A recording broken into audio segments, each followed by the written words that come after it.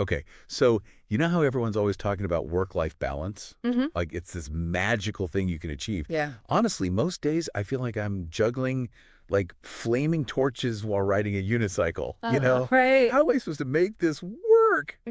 But there are actually some ways to find that sweet spot, make it less about balance and more about, work-life harmony. We're diving into 5 practical tips today. 5. That can actually like really make a difference. I mean, that's the hope anyway. Yeah. And it's interesting you use that word harmony. Right. Yeah. That's really what we're talking about. Not about some rigid 50-50 split of your time, but creating a rhythm that, it works for you. It's sustainable. Okay, see, that already makes me feel better. Yeah. Less pressure. Less pressure. So tip number 1, it's all about setting boundaries. And I know we've all heard it before, but like there's a reason this one's always at the top of the list, right? Yeah, absolutely. And it's more than just like deciding when you're on and when you're off. It's about creating concrete ways to protect your personal time. Like think of it like, I don't know, like putting up a fence, not just drawing a line in the sand. What if like you try that do not disturb feature on your phone, but like after a certain hour, you can even like customize it. So only calls from like your close family can get through. Oh, that's good. Or, I like that because I am so guilty of letting work emails just bleed into my evening. Yeah.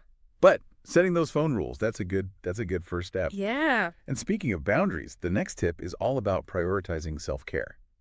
Which I promise, this is not all about bubble baths and face masks. Right. Self-care it's recognizing that you can't pour from an empty cup. Ooh, I like that. It's like when you prioritize your well-being, you're actually investing in your productivity and preventing burnout. Right. It's about like showing up for yourself with that same dedication you bring to, your work. That's so true for me. Even just like a 10-minute walk in the morning without checking my phone. Yeah. Huge difference in my day. Just like hitting the reset button. Totally, totally. Just these small, consistent actions. Yes. Those are key. Being intentional with our time. Which makes me think about the importance of, nurturing our relationships.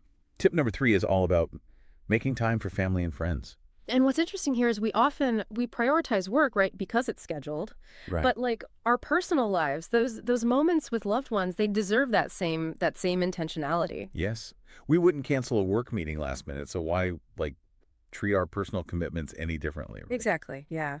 So to you listening right now, what brings you joy outside of work? Is it weekly game night, hike with your family, maybe just a phone call with a friend, whatever it is? Try scheduling it in your calendar, just like you would a work appointment. Yeah. You might be surprised by how much more present and energized you feel. Now, this next tip, it might seem like it contradicts the idea of planning, but it's equally crucial. Tip number 4, staying flexible. Oh, yeah. Because life happens. Kids get sick. Projects go long. Unexpected things pop up. Precisely. It's about embracing that ebb and flow. Yeah. Balance, it is not this static thing. It's dynamic. Some days, some weeks, work might demand more. For sure. And that's okay. It's about adjusting, adapting, without the guilt. I like that. Without the self-criticism. Release the guilt. It's not about perfection. It's about progress. Oh, yes. And that brings us to our final tip. Plan ahead. Yeah. Now, planning, this doesn't have to be rigid. Right.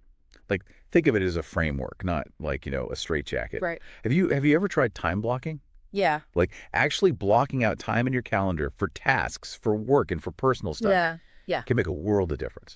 I love a good schedule. And, it might sound strange to like plan leisure time, but it can actually help you relax and enjoy it more. Oh, absolutely. Because you're being intentional about it. Yeah. You're carving out that space. Yes. And it's there. That's the beauty of work-life harmony. Yeah. It's not about this like mythical perfect balance. Right. It's about making choices that, align with your values, your priority. Your values. So to wrap things up, instead of striving for a work-life balance, what if we all aimed for work-life integration?